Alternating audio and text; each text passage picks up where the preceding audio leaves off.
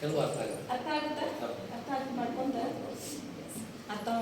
ಸಾಕು. ಯಾಕಂದ್ರೆ ಇವತ್ತ ನಾವು ಲೈಫಲ್ಲಿ ಬೆಳಿಬೇಕಾಗಿದೆ, ಹೌದಾ?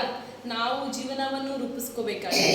ಒಂದು ಹಾಡ ನೆನಪಾಕೈತೆ, ಕರುಣೆಗೆ ಬೆಲೆ ಇದೆ, ಪುಣ್ಯಕ್ಕೆ ಫಲವಿದೆ, ದಯವ ಕೋರುವ ಮಣ್ಣಿನ ಗುಣವಿದೆ, ಸಾವಿನ ಸುಳಿಯಲಿ ಸಿಲುಕಿದ ಜೀವಕ್ಕೆ ಜೀವ ನೀಡುವ ಹೃದಯವೇ ದೈವವು ಹರಿಸಿದ ಕೈಗಳು ನಮ್ಮನ್ನು ಬೆಳೆಸುತ್ತಾ ವಿಧಿಯ ಬರಹವಾಗಿ ಮೌನದಲ್ಲೇ ನಮ್ಮನ್ನು ಕಾಯುತ್ತಾ ಪ್ರತಿಫಲ ಬಯಸದೆ ತೋರಿದ ಕರುಣೆಯು ಮೊದಲು ಮನುಜನೆಂಬ ಸಾರ್ಥಕತೆಯ ನೆಮ್ಮದಿ ತರುವುದು, ನೆಮ್ಮದಿ ತರುವುದು.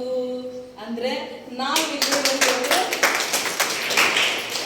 ನಾವಿಲ್ಲಿ ಬಂದಿರೋದು ನಮ್ಮ ಲೈಫ್ ಅಂತ ತೋರಿಸ್ಕೊಳಕಲ್ಲ, ಒಂದು ಕರುಣೆಯಿಂದ. ನಾವು ಕೂಡ ಒಂದು ಸಣ್ಣ ಸಣ್ಣ ಫ್ಯಾಮಿಲಿಯಿಂದ, ನಾವು ಕೂಡ ಸರ್ ಹೇಳಿದ್ರು, ಪರಿಶ್ರಮದಿಂದ ಯಾರು ಕೆಲಸ ಮಾಡ್ತಾರೋ ಅವ್ರಿಗೆ ಜೀವನದಲ್ಲಿ ಸುಖ, ಶಾಂತಿ, ನೆಮ್ಮದಿ ಇರ್ತೈತಿ ಅಂತ ಹೇಳಿ ಇವತ್ತು ನಾವೆಲ್ಲರೂ ಮಾಡ್ತಾ ಇರೋದು ಪರಿಶ್ರಮದಿಂದ. ನಾವು ಪರಿಶ್ರಮ ಪಟ್ಟಂತದ್ರಲ್ಲೇ ಸಣ್ಣ ಸಹಾಯ, ದೊಡ್ಡ ಸಹಾಯ ಅಂತ ನಾನು ಹೇಳಲ್ಲ, ಸಣ್ಣ ಸಹಾಯನ ನಮ್ಮ ಕೈಲಾದಷ್ಟನ್ನ ಅಳಿಲು ಸೇವೆಯನ್ನ ನಾವು ಮಾಡ್ತಾ ಇದೀವಿ. ಸರಿಗೆಲ್ಲ ಧನ್ಯವಾದ ಹೇಳ್ತೀನಿ. ಇಂಥ ಮಕ್ಕಳನ್ನ ಸಂಭಾಳಿಸೋದು, ನನ್ನ ಮಗಳು ಚಲೋ ಇದ್ಕೊಂಡಾಕಿ ಸಂಭಾಳಿಸೋದೇ ದೊಡ್ಡ ಕಷ್ಟ ಆಯ್ತಾನೆ. ಆದ್ರೆ ಇಂಥ ಮಕ್ಕಳನ್ನೆಲ್ಲ ಸಂಭಾಳಿಸೋದು ನೀವೆಲ್ಲರೂ ಗ್ರೇಟ್. ಅವ್ರು ಏನ್ ಹೇಳ್ತಾರೋ, ಅವ್ರು ಏನ್ ಮಾತಾಡ್ತಾರೋ ಅದನ್ನೆಲ್ಲ ಅರ್ಥ ಮಾಡ್ಕೊಳ್ಳೋ. ಅವ್ರ ಮಾತು ಬಂದ್ರು ಅವ್ರನ್ನ ನಾವು ಸಂಭಾಳಿಸಕ್ ಆಗೋದಿಲ್ಲ. ಆದ್ರೆ ಅವ್ರಿಗೆ ಮಾತು ಬರಲ್ಲ, ಆದ್ರೂ ಕೂಡ ಅವ್ರ ಕಿವಿ ಕೇಳಿಸಲ್ಲ, ಆದ್ರೂ ಕೂಡ ಅವರನ್ನ ಸಂಭಾಳಿಸ್ಕೊಂಡು ಅವ್ರಿಗೆ ಒಳ್ಳೆ ಎಜುಕೇಶನ್ ಕೊಟ್ಟು ಅವ್ರ ಫ್ಯೂಚರ್ ಬಗ್ಗೆ ಯೋಚನೆ ಮಾಡೋದಿದೆಯಲ್ಲ, ಗ್ರೇಟ್. ದೇವ್ರೆಲ್ಲೂ ಇಲ್ಲ, ದೇವ್ರುಗಳೆಲ್ಲ ಇದೆ. ನಾವು ಹೇಳ್ತೀವಿ ದೇವ್ರ ಬಂದು ಇವ್ರಿಗೆ ಕಲ್ಸಲ್ಲ, ಕಲ್ಸೋರು ಯಾರು? ಇವರೇ ದೇವ್ರುಗಳು, ಹೌದಾ? ಈ ಟೀಚರ್ಸೇ ದೇವ್ರುಗಳು. ಈ ದೇವ್ರುಗಳು ಕಲಿಸಿದಾಗ ಮಾತ್ರ ಈ ಮಕ್ಕಳು ಮುಂದೆ ಬೆಳೆಯೋಕೆ ಸಾಧ್ಯ ಇದೆ.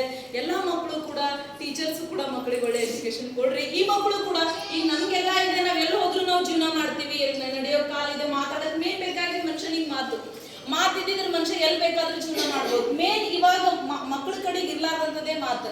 ಈಗ ಮಕ್ಕಳ ಕಡೆಗೆ ಮಾತಿಲ್ಲ. ಇಂಥ ಮಕ್ಕಳ ಭವಿಷ್ಯವನ್ನ ನೀವೆಲ್ಲರೂ ರೂಪಿಸೋಕೋಸ್ಕರ ಕೂತಿದ್ದೀನಿ. ನಮ್ಮ ಕಂಪನಿ ಕಡೆಯಿಂದ ನಿಮ್ಮೆಲ್ಲರಿಗೂ ನಾವು ಕೃತಜ್ಞತೆಗಳನ್ನ ಸಲ್ಲಿಸ್ತೇವೆ.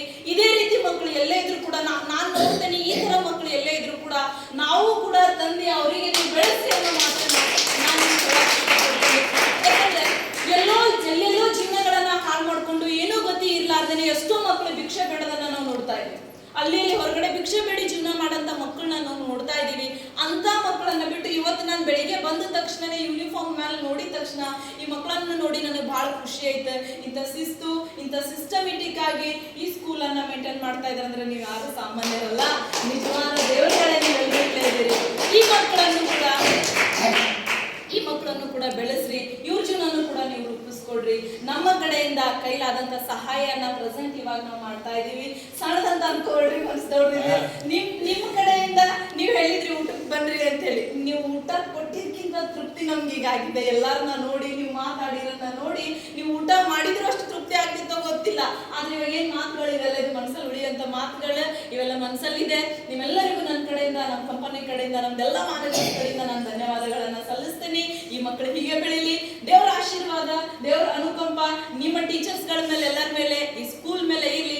ಆದಷ್ಟು ಹೆಚ್ಚಾಗಿ ಇಂತಿಂತ ಮಕ್ಕಳಿಗೆ ಒಳ್ಳೆ ಭವಿಷ್ಯ ಕೊಟ್ಟು ನಿಮ್ಮ ಸ್ಕೂಲ್ ಹೆಸರು ಬೆಳೀಲಿ ಅಂತ ಹೇಳಿ ನಾನು 2 ಮಾತುಗಳನ್ನ ಮುಗಿಸ್ತೇನೆ.